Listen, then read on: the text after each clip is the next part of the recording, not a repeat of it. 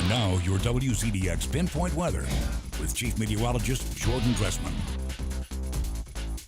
Not a bad Monday afternoon across North Alabama, southern Middle Tennessee. Had a couple of isolated, widely scattered showers across the area, but overall, plenty of sunshine. Temperatures climbed into the low and mid-90s. It shaped up to be a beautiful evening as well. Thanks to Gina over in Huntsville for sending me this photo of tonight's fantastic sunset. The bonus in this picture are the 3 cows hanging out. I really just had to put the picture on TV. Somebody doesn't text you a photo like this, and you just ignore it. You have to put it on TV and social media. So a nice sunset pictured with a couple of cows. You can text me your weather photos as well. If they have farm life in them, they're guaranteed to get on TV. 256-382-2692, especially if they're cows. I like a good donkey, too. Some donkeys live down the road from me. I hear them all the time, have yet to see them. Pinpoint Viper looks nice and quiet this evening. Ignore the little bit of green you do see. That's just a little bit of ground clutter. The radar beam tends to hit all sorts of inanimate objects, trees, some living objects. Every now and again, the radar beam will hit a bird. That's what ends up showing up on radar. I expect Pinpoint Viper is going to stay quiet as we head into the overnight and then early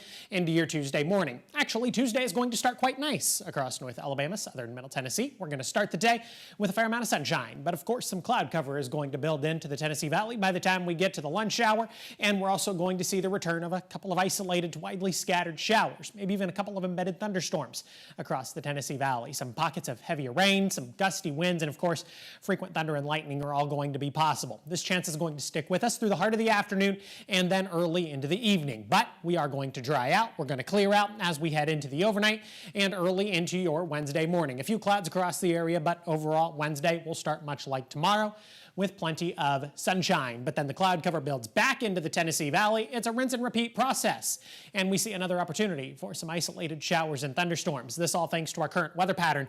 It's a very summer weather pattern. You've heard me talk about this in summers past. An area of high pressure develops to our south. The rotation around that area of high pressure brings in a very warm and a very moist air mass. It is going to feel like August this week across the Tennessee Valley. It's going to feel like August tonight. Temperatures only dropping into the low and mid 70s. I've got a low right around 73 degrees. It is going to be humid, and I also think a little bit of patchy dense fog is liable to develop, so be mindful of that when you head out the door to work. Get the kids on the school bus. 75 at 7, 78 by 8, 81 degrees by the time we get to 9 o'clock. From there, temperatures continue to warm. Looks like we'll finish the day in the lower 90s. Heat indices going to be anywhere between 103 and 105. And given our weather pattern, that's going to be a common thing this week.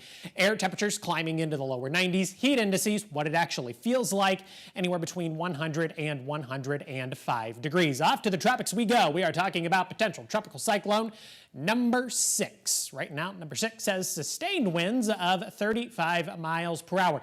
Does look like as it moves over the Lesser Antilles, eventually into Puerto Rico, Haiti, the Dominican Republic, and Cuba, it would strengthen into a tropical storm. I believe it would be the 6th named storm this season. It would get the name Fred. No real concern as far as the United States is concerned until we get towards the weekend, where it actually does look like it is going to set its sights on the Florida Keys as a weak tropical storm. From there, it does look like it would eventually move into the Gulf of Mexico. Way too early to tell just yet if it's going to have any impact on the Gulf Coast.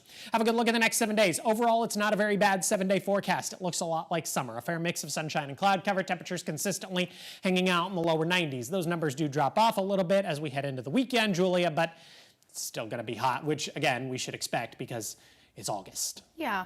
Should I be worried if I made any beach plans in Gulf Shores with this Fred?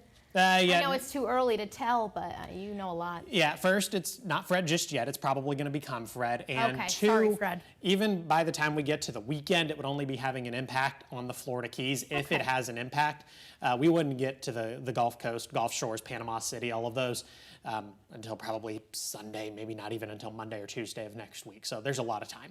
Okay, so if you wanted to take a little beach trip this weekend, you'd be okay. Yeah, totally. All right, well, thanks for that little update. Let's see